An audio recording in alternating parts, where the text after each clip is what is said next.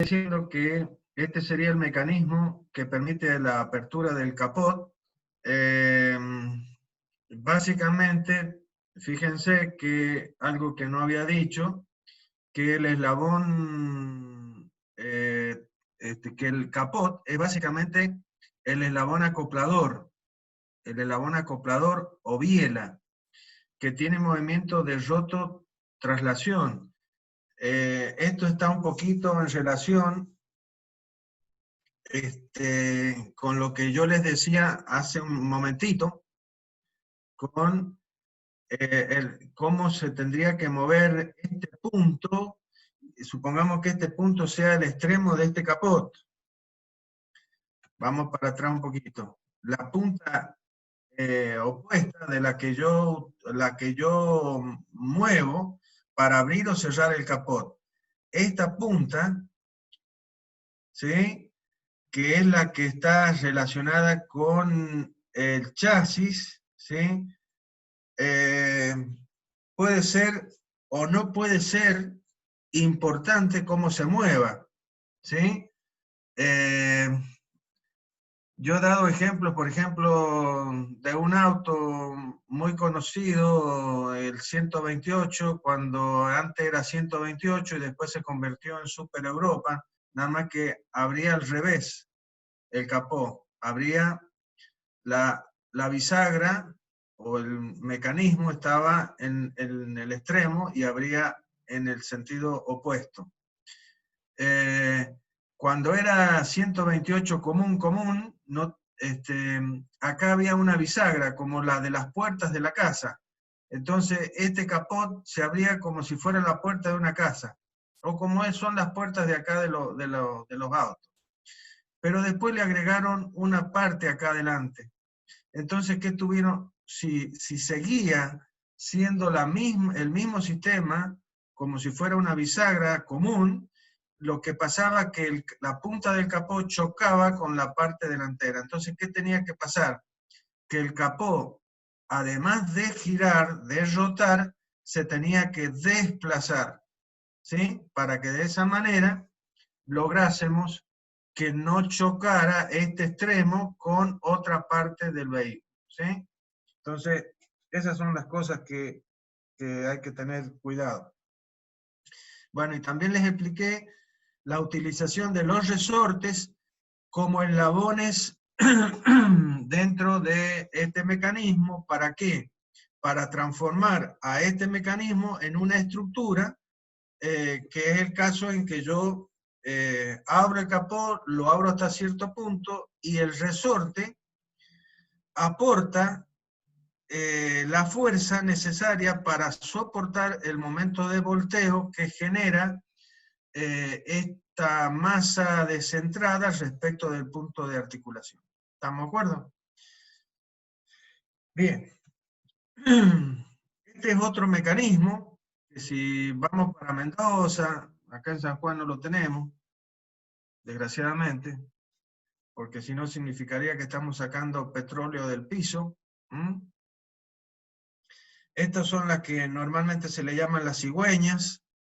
Mendoza, al sur, todo Neuquén, ¿sí? Para extraer petróleo, para hacer los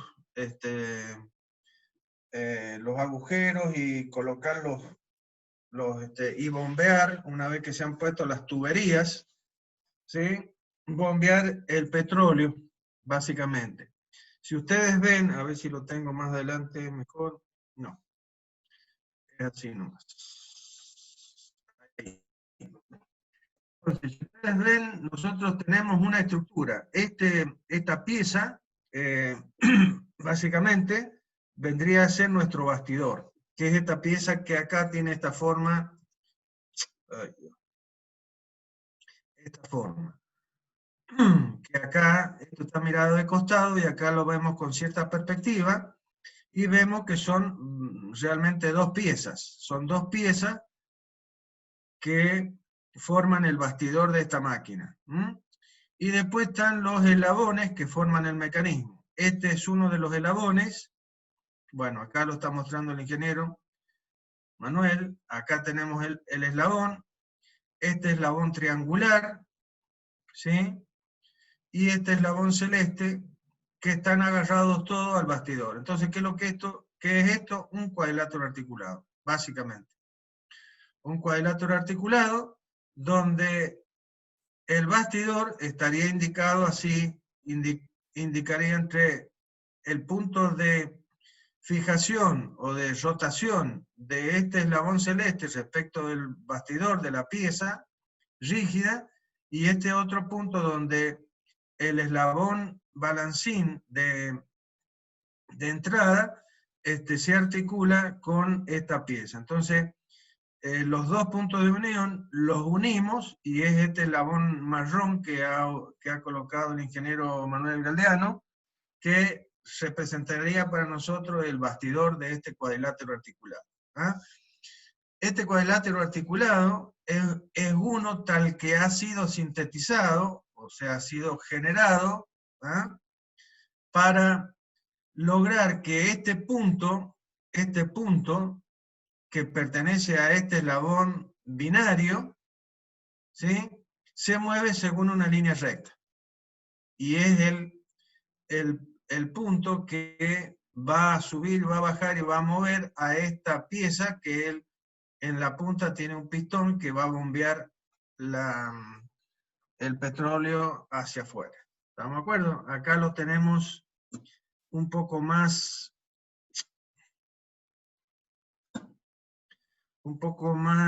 indicado. Ahí tendríamos el bastidor.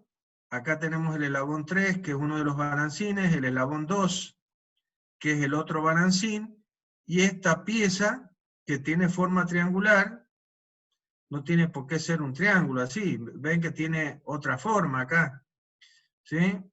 Conforman el cuadrilátero articulado, donde este punto P está ubicado dentro de este eslabón acoplador, en una posición tal que sigue una trayectoria recta, y mueve a esta barra para poder bombear el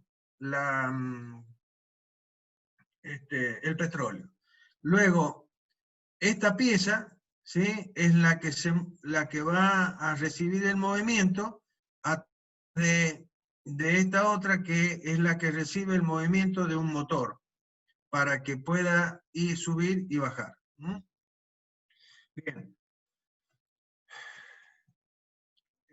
Acá tenemos un muy simple mecanismo utilizado en las sillas de rueda, que es el freno, y que no es más que un cuadrilátero articulado. Entonces ustedes ven que yo tengo el balancín, que es la palanca de accionamiento, que acciona a la persona, cuyo punto de articulación con la estructura es ese puntito que tenemos ahí. Luego, articulado está, lo ha indicado con rojo el ingeniero Galdeano. Después el verde sería el acoplador, y el celeste sería nuestro balancín de salida, que está apoyado también en la estructura de la silla. Y como extensión del eslabón balancín, este celeste, se encuentra el taco, que va a frenar a la rueda. Ahí lo tenemos en la posición de frenado, y acá lo tenemos en la posición de no frenado. Entonces ahí tenemos los dos pivotes fijos, que son parte de la estructura de la silla, y los dos pivotitos móviles, que son los otros pivotes que forman el cuadrilátero articulado. Entonces, el balancín de entrada es muy chiquitito, son la distancia entre estos dos puntitos, y el balancín de salida sería este, que también es muy chiquito, y su extensión es el taco de goma que va a frenar. Bien. Lo mismo pasa con este sistema de patines, donde cuando quieren frenar, ¿ustedes qué hacen? Hacen para atrás, y lo que están accionando es esta pieza, ¿sí?, que, digamos, toma la forma de la parte trasera del tobillo, que está articulada al mismo botín, por lo tanto este es uno de los pivotes fijos, ¿sí? Este es el eslabón de entrada, al cual se articula el acoplador, y después tenemos el balancín de salida, llamémosle así al balancín, que pivota respecto de la misma estructura del botín. Entonces, entre estos dos puntos se encuentra, sería este eslabón equivalente, ¿sí?, al patín, a la estructura del patín. Este sería mi eslabón equivalente, que me representaría al bastidor. Este sería el balancín de entrada, este es el balancín de salida, y este es el acoplador, que en este caso es la salida de este mecanismo de cuadrilátero articulado, porque en el extremo ahora del acoplador se encuentra la parte que va a hacer fricción contra el piso y frenar. ¿Sí? Bien. Bueno, este es otro mecanismo utilizado por los bateristas, ¿ah? En el cual yo tengo un mecanismo, tenemos un tambor acá, o lo que sea, ¿sí?, una batería, y este elemento va a ser el martillo que va a golpear contra el tambor. Entonces tenemos el bastidor, tenemos uno de los balancines, este va a ser el otro balancín, y el eslabón acoplador, que es el verde que ha indicado Manuel, ¿sí?, es la extensión del acoplador o biela hacia uno de los lados, y cuyo extremo va a ser de martillo contra el tambor. Y el eslabón de entrada acá es este balancín rojo, que es el que la persona aprieta para introducir el movimiento, que finalmente termina en el movimiento del acoplador contra el tambor. Como ustedes ven, hasta el momento, fíjense todos los casos de mecanismo de doble balancín. Este es un mecanismo de doble balancín, porque ninguno de estos eslabones, ni el celeste ni el rojo, van a hacer giros completos, solamente hacen movimientos parciales, básicamente. Este también son balancines, son dobles balancines. Este es también un doble balancín. En este caso también es un doble balancín, porque va a girar giros parciales, o sea, 2 y 3 van a ser giros parciales, básicamente. Este también es un doble balancín. En este caso este es un doble manivel, es un manivela balancín, o sea, acá voy a poner un motor, y esto va a estar girando la manivela, y va a hacer que mi balancín de salida genere el movimiento. En este caso también este es un doble balancín, o sea que, y esto para mostrarle algunos ejemplos nada más. Bien, esto normalmente es lo que llamamos pinza de fuerza, y fíjense que tenemos uno de los mangos, ¿sí?, de esta pinza de fuerza va a ser lo que para nosotros es el bastidor, ¿sí?, lo que va a ser sostén de todo el resto del mecanismo. Entonces, a su vez, este bastidor va a tener contenido en sí misma a una de las mandíbulas. La otra mandíbula de esa pinza va a estar conformado por uno de los eslabones balancín, porque acá también tenemos un mecanismo de doble balancín. ¿Será de Grasov o de no Grasov? Lo más probable es que sea de no Grasov, ¿sí? Eso no importa acá, básicamente. ¿Qué quiero decir con esto? Que todos los mecanismos tienen, sean de Grasov o no sean de Grasov, tienen su aplicación, básicamente. Bien, entonces, este eslabón esquelético que tenemos negro acá, lo que está representando básicamente es esta pieza que de alguna manera es un eslabón ternario, ¿sí? En donde conforma lo que es la otra mandíbula de esta herramienta. Luego, el eslabón verde que está representado sería el equivalente ¿a quién? Al otro mango de la pinza, en su extensión, en su extensión hacia la izquierda, va a generar lo que es la otra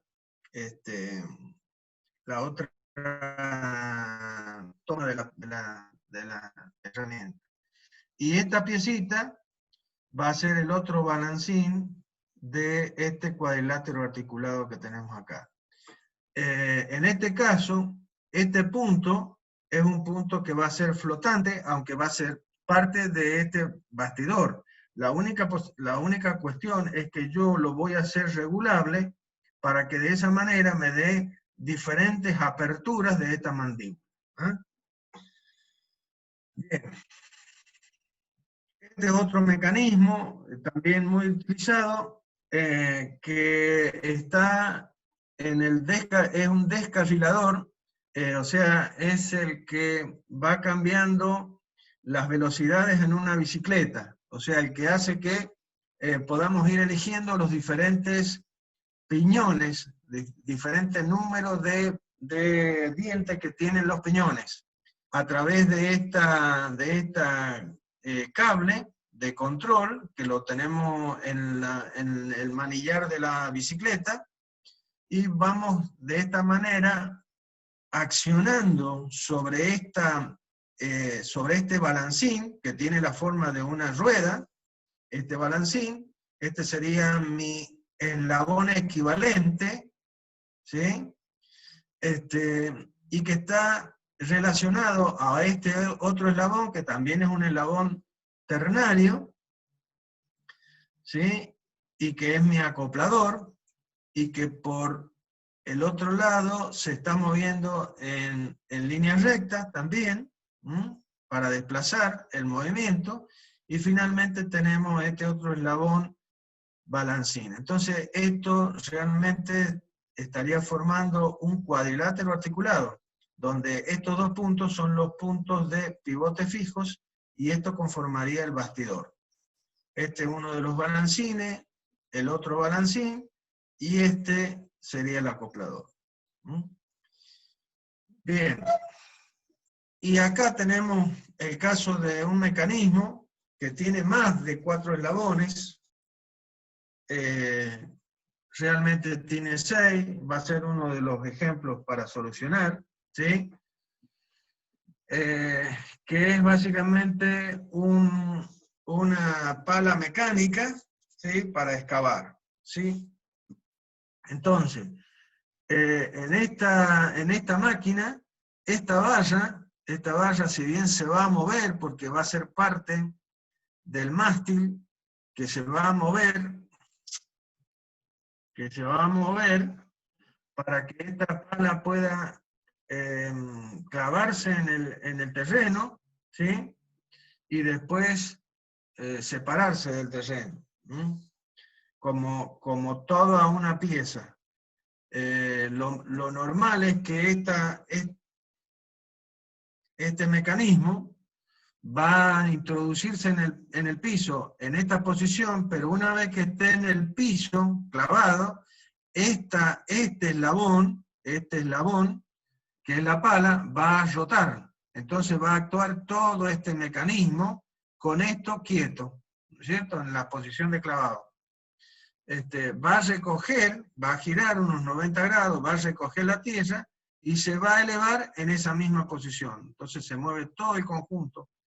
Finalmente, cuando lo movemos sobre el camión, lo vamos a mover hasta que, y en esa posición, sobre el camión, se va a mover todo este mecanismo, lo cual significa mover este cilindro hidráulico, ¿sí? Para que esta cuchara tome esta posición y descargue la tierra sobre el camión. Entonces, básicamente este mecanismo está conformado por un cuadrilátero básico. Esto es un cuadrilátero donde este es DE, representa el bastidor, CE representaría uno de los balancines, en este caso el balancín de salida, que se ha transformado en la cuchara. Este sería nuestro acoplador, ¿sí?, del mecanismo, y este sería el otro balancín de entrada. Y todo está accionado, todo este cuadrilátero articulado, le hemos agregado una diada, porque esto, para cuando analicemos este mecanismo, estos realmente son dos eslabones. Este es el eslabón que viene a ser el cilindro de este cilindro hidráulico, la parte externa, y esta parte sería el cilindro, el pistón, vamos a llamarle así, la barra, que se extiende. O sea, básicamente yo creo que ustedes conocen lo que es un cilindro hidráulico. Básicamente, si yo le hiciera una radiografía a esta pieza, aquí ustedes podrían ver que acá adentro se vería lo que normalmente se le llama una sopapa, pero básicamente es un pistón, o sea, una corredera. Y acá vamos a tener una cámara hacia la derecha y una cámara hacia la izquierda. Fíjense que acá vienen como unos cañitos, ¿sí?, que terminan en un raccord, que es una entrada a esta parte, que es esta cámara izquierda. Y acá viene otro cañito que viene a la cámara derecha. Entonces, ¿qué hace la persona que maneja esta pala?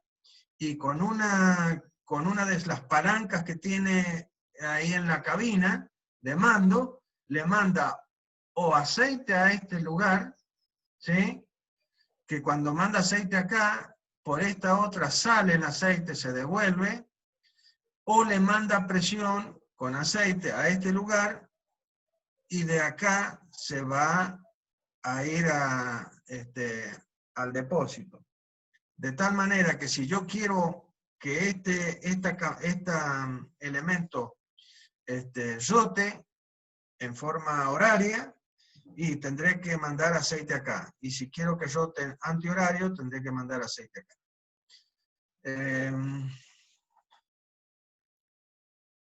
Lo digo ahora porque no lo voy a decir después, esto seguramente lo vamos a resolver. Y hay personas que no lo saben, perdón si todos lo saben y lo estoy diciendo, pero es importante decirlo para que vean cómo es el funcionamiento, básicamente, de este mecanismo, ¿sí? Les decía que esto es una diada, porque esto es una pieza que se introduce dentro de esta otra. Entonces, ¿qué tenemos acá? Entre estas dos eslabones, tenemos una junta completa de traslación, ¿sí? Entonces, si yo les pido a ustedes que determinen los grados de libertad de este mecanismo que está conformado por 6 eslabones, en este caso, este sería el bastidor, un balancín, el otro balancín y el acoplador, tenemos 4 eslabones, más estos 2 eslabones que conforman al hidráulico. Entonces tenemos 6 eslabones. Y después tienen que contar las juntas que tenemos, que por lo que vemos son todas completas, pero tienen que ver si son simples o si son múltiples, para determinar básicamente la cantidad de grados de libertad que tiene este mecanismo de 6 eslabones. ¿Sí? Seguramente, y espero que sea así, ustedes habrán definido ya, al aplicar la ecuación, que este es un mecanismo de 1 grado de libertad. Y eso concuerda con el hecho de que yo tengo un solo actuador para mover a este mecanismo. ¿Estamos de acuerdo? Todo el mecanismo es un mecanismo de 1 grado de libertad, básicamente. y eso hace que yo necesite de un solo actuador, que en este caso el actuador está representado, ¿sí? A través del hidráulico este que tenemos acá. Bien. Otra aplicación de lo que ya hemos visto, este mecanismo se ha formado de 6 eslabones gracias a la utilización de tres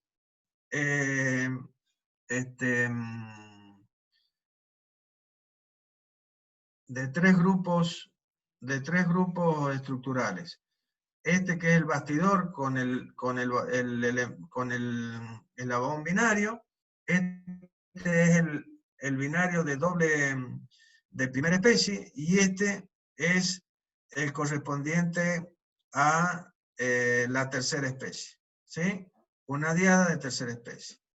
Entonces, hemos armado con 3 grupos estructurales un mecanismo de 6 eslabones, ¿ah?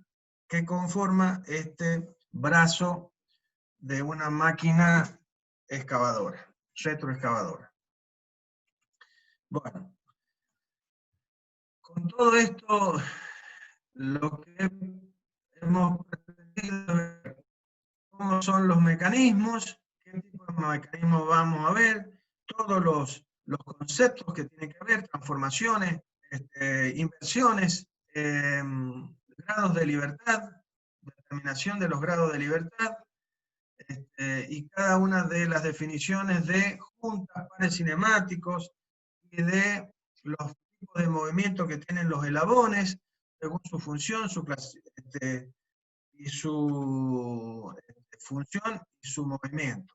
Entonces, todos estos son los conceptos básicos que por favor deben tener, porque a veces uno pregunta todas estas cosas, los parciales, o en el final, y se quedan sin hablar. Y eso no se puede permitir, básicamente. Bueno, hemos terminado esa parte. Vamos a comenzar con el análisis de posición, primeramente, ¿sí? Después vamos a seguir con análisis de velocidad y de aceleración. Esta sería la parte de la geometría de los mecanismos. Entonces, vamos a iniciar con lo que se denomina el análisis de posiciones. Acá vamos a determinar o vamos a ver que tenemos varias técnicas para poder determinar la posición de básicamente de los eslabones, poder definir la posición en el plano de los diferentes elementos que conforman a un mecanismo, que son justamente los eslabones. Y partes, y aparte, digamos así, de puntos característicos de esos eslabones, como pueden ser las juntas, o como pueden ser los centros de gravedad de cada eslabón, etcétera, etcétera. Bien. En el análisis de posición, vamos a llegar al análisis de posición una vez que hemos hecho la síntesis del mecanismo.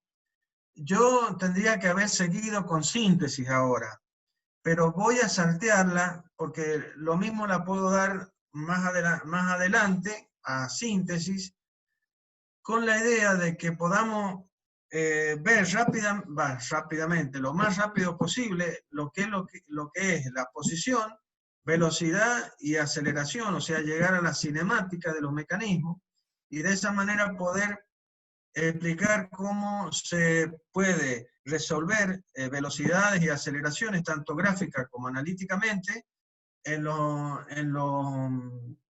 mecanismos, y poder también tomar el primer parcial. Entonces, en esa es la búsqueda. Después podemos ver síntesis como dentro de la segunda parte de la materia. Bien, entonces dijimos que hemos salteado síntesis, que es el proceso en el cual nosotros vamos a determinar básicamente lo que son las longitudes, ¿sí?, de los eslabones que van a conformar al mecanismo que nos va a permitir controlar los movimientos deseados por nosotros, ¿sí? Ahora, una vez que nosotros hemos que hemos sintetizado el mecanismo, de alguna manera hemos hecho pequeños análisis mentales, aunque yo les he enseñado a través del proceso de diseño que nosotros no debemos criticar nuestras posibles soluciones hasta que no la hemos terminado digamos, de elucubrar todas las posibles, ¿sí? Pero una vez que ya las tenemos, ¿sí?, vamos a tener que analizarlas, y las vamos a tener que analizar bajo criterios que tienen que ver con el análisis cinemático, o sea, determinar básicamente velocidades y sobre todo aceleraciones de todas las partes móviles del conjunto. ¿Por qué vuelvo a poner tanto énfasis en las aceleraciones? Y porque las aceleraciones, digamos, son las que nos van o las que están de alguna manera relacionadas a través de la segunda ley de Newton, con la masa y con las fuerzas internas, o sea, las fuerzas dinámicas que se van a generar dentro del mecanismo gracias al movimiento, básicamente. ¿Estamos de acuerdo? Entonces, yo, a través del análisis, una vez que he hecho la síntesis de vuelta, vamos a hacer el análisis básicamente cinemático, en el cual vamos a tener que determinar primero posición, segundo velocidad y finalmente aceleración. Todo buscando ¿qué cosa? Las fuerzas dinámicas, que en conjunto con las fuerzas estáticas, o sea, las fuerzas que nosotros deberemos vencer con nuestro mecanismo, o las que introducimos al mecanismo, que serían las fuerzas externas o fuerzas estáticas, ¿sí?, van a generar sobre cada una de las partes de ese mecanismo, que son los eslabones, esfuerzos. Y sabemos que el buen ingeniero sabe de que todos los elementos que conforman el mecanismo deben soportar esos esfuerzos, ¿sí? Entonces, nosotros debemos conocer esos esfuerzos debido a esas cargas dinámicas y a esas fuerzas estáticas para poder diseñar ese eslabón, poder tener el criterio para elegir los materiales que soporten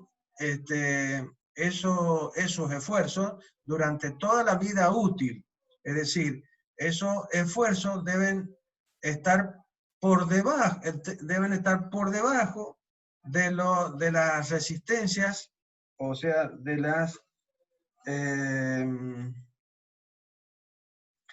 las capacidades admisibles o de los esfuerzos admisibles que pueden soportar los materiales, básicamente. Bien, ahora, de vuelta, para poder calcular las aceleraciones, básicamente deberemos empezar por el principio. Y el principio, dije yo, es saber las posiciones que va a tomar cada uno de los eslabones, para que de esa manera podamos poder formar, determinar ecuaciones que nos den las posiciones de cada uno de los puntos de esos eslabones o de esos eslabones, para cada posición que tenga el eslabón de entrada, ¿sí? Y luego esas ecuaciones que nos van a dar la posición, podremos derivarlas para obtener las velocidades y a continuación volverlas a derivar y encontrar lo que serían las aceleraciones. Entonces, determinamos las ecuaciones de velocidad, ¿sí? De posición, perdón, derivando velocidades y derivando aceleraciones. Bien. Entonces podríamos tener, como una vez supongamos que hemos llegado a sintetizar un mecanismo de 4 eslabones, que es lo que buscamos, que sea de Grasov, un manivela balancín de Grasov, y nosotros deseamos determinar posiciones, velocidades y aceleraciones de los eslabones de salida, que podría ser, como ya hemos visto, tanto el acoplador como el balancín de salida, y esto para un número dado de posiciones del eslabón de entrada, ¿sí? Que es el que nosotros vamos a manejar. El eslabón de entrada, si el mecanismo de un grado de libertad, eso significa que yo voy a necesitar un actuador. Y ese actuador va a estar colocado justamente a la entrada, que es el eslabón que generalmente va a ser nuestra manivela. Si es que es un motor que gira 360 grados. Entonces nosotros disculpen, saber velocidad, posición, velocidades y aceleraciones para 180 posiciones, para 360 posiciones, cada 1 grado, cada 2 grados, cada 5 grados, etcétera, etcétera. Todo esto se puede lograr, o sea, este cálculo para 180 posiciones, lo podemos hacer a través de dos métodos, generalmente dos métodos. Uno es el método gráfico y el otro es el método analítico, que es el que Hugo, empecé. disculpe Sí. que corte, ya en menos de un minuto se corta el módulo y queda el último módulo a las 2:10. Bueno, gracias. Gracias, ingeniero. Bueno, entonces, aprovechemos el último segundo. Entonces, nosotros vamos ya sea para posición, para velocidad, para aceleración, vamos a tener un método gráfico